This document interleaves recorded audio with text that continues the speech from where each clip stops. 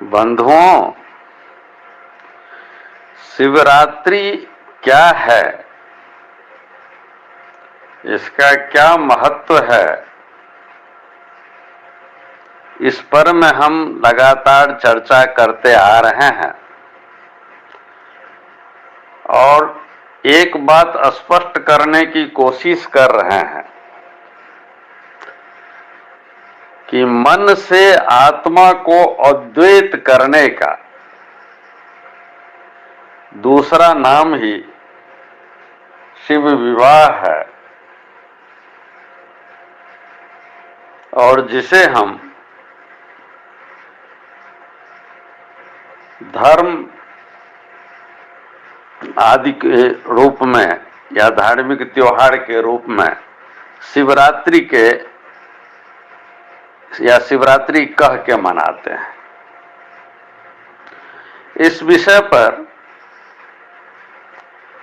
यद्यपि इससे एग्जैक्ट मिलता जुलता नहीं, लेकिन चूंकि प्रसंग जो है वैसा हो गया है, तो मैं अपने ही गुरुदेव की बातों को इस शिवरात्रि के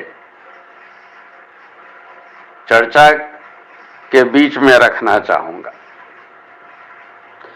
क्योंकि सत्य और धर्म को लेकर मैं आदिकालीन धर्म की बात कर रहा हूं, सनातन धर्म की, हिंदू धर्म से उसे मत ले लीजिएगा।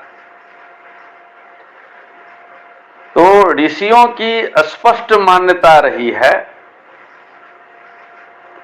कि पहले सत्य को जाने, सत्यमेव जयते, इसीलिए उन्होंने कहा।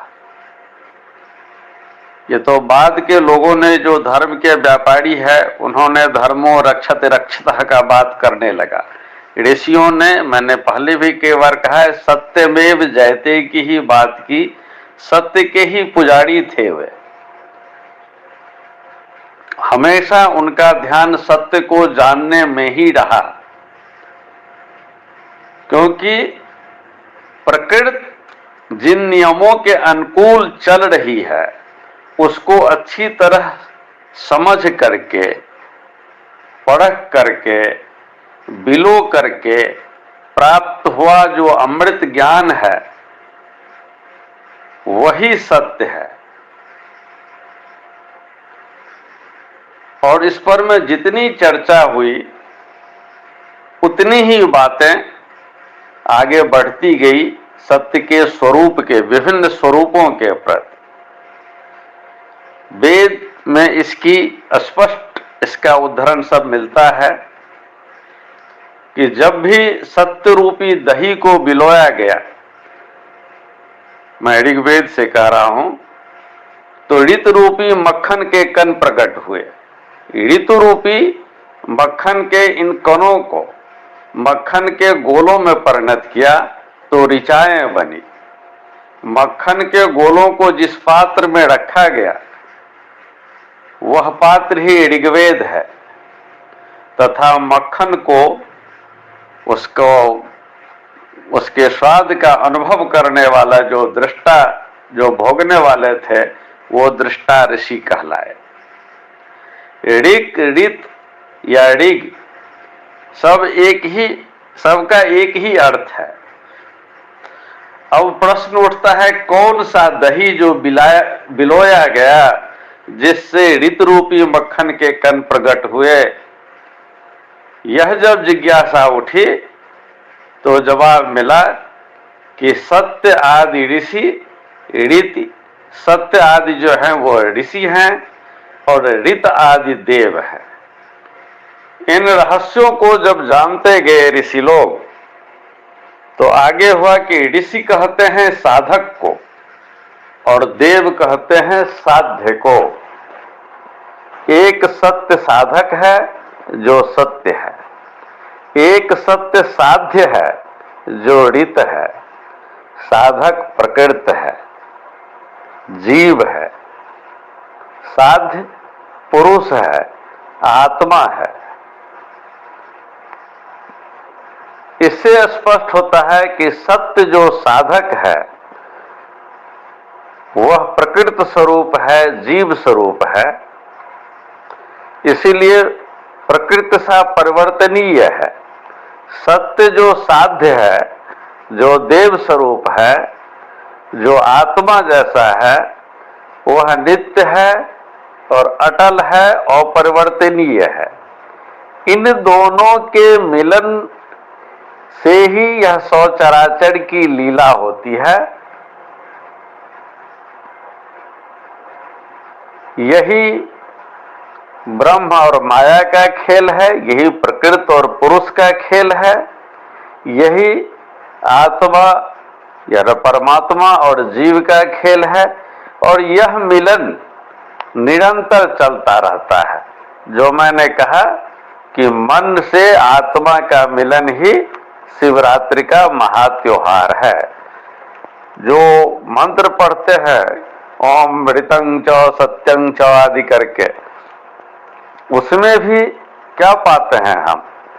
उसमें भी हम यही पाते हैं कि आत्मा ने मोहा सत्य अर्थात प्रकृति को। दोनों गगन में प्रणय सूत्र में बंधते चले गए। प्रकृति और पुरुष के मिलने से शून्य में क्षीर सागर में ग्रह नक्षत्र ब्रह्मांड प्रकट होने लगे। हम जानते हैं कि जीव का जन्म, वनस्पति का जन्म, आकाश में खगोलीय पिंडों का जन्म, सबके पीछे प्रक्रिया एक ही है कि क्षीर सागर में प्रचंड निदाघ के कारण जब वहां पर शून्य उत्पन्न होता है तो चारों ओर से छोटे छोटे परमाणु और अणु एक दूसरे से चिपकने लगते हैं, वो बढ़ने लगते हैं और इस तरह से निर्माण होने लगता है। और निर्माण होने के बाद वह परिक्रमाओं को प्राप्त होते हैं। खगोलीय पिंड परिक्रमाओं को प्राप्त होते हैं, वनस्पति जगत में फलने फूलने की परिक्रमाओं को प्राप्त होते हैं, जीव आवागमन के पथ पे चलते हुए अपनी परिक्रमा को प्राप्त होता है।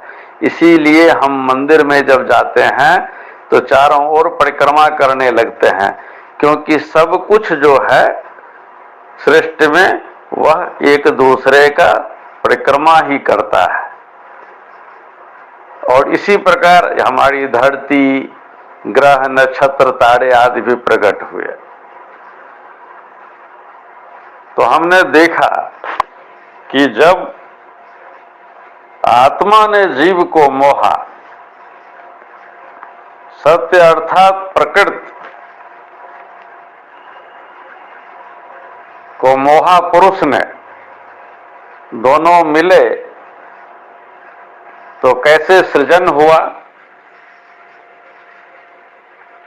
क्षीर सागर में। यहां तक कि अपनी धरती भी उसी से प्रकट हुई, हम लोग भी उसी से प्रकट हुए। इसी प्रकार रीति ने जब मोहा सत्य को, वे जब प्रणय सूत्र में बंधे तब भी क्या हुए? पेड़ पौधे, पशु पक्षी, मनुष्य आदि सब प्रकट होने लगे। जब मन आत्मा को मोहता है तो हम प्रवृत्त मार्ग पर अग्रसर हो जाते हैं। ये प्रणय में तो बंधे ही रहते हैं, इनकी लीला से ही फर्क होता है। जब मन आत्मा को मोहा, हम प्रवृत्त मार्ग पर चले और हर तरह सांसारिक कर्मों में, माया जाल में लिपट के रह गए। जब आत्मा ने मन को मोहा, हम निवृत्त मार्ग पर चले, अंतर यात्रा की ओर चले, आत्मस्थ हुए, आत्मदर्शन की ओर बढ़ चले। लीला वही है, शिवरात्रि का वही है। शिव और पार्वती का मिलन मन और आत्मा के अद्वैत होने की बात करता है। और इसकी बाकी जो कहानियां हैं वो तो आप जानते हैं कि अपने यहाँ जो लोग हैं, धर्म के व्यापारी लोग, हुताश वक्त ज्ञानी लोग, धर्माचार्य लोग, उनकी रचना है व्यापार के लिए। वह सनातन धर्म नहीं है, वह सब हिंदू धर्म का अंग है। सनातन धर्म में शिवरात्रि का यही महत्व है। आशा है कि मैंने गुरुदेव की बातों को, उनके प्रवचन को आप सबके सामने रख के शिवरात्रि क्या है इस बात को और अधिक उद्भासित करने की कोशिश किया, क्योंकि मन और आत्मा का प्रणय चलता ही रहेगा। सृजन हमेशा घात और प्रतिघात से होता है, जब दो चीजों के टकराने से होता है, द्वंद्व से होता है। इसीलिए द्वंद्व का दूसरा नाम मिथुन भी है। तो यह परिणय, यह जो है प्रणय, यह द्वंद्व, यह मिथुन चलता ही रहता है।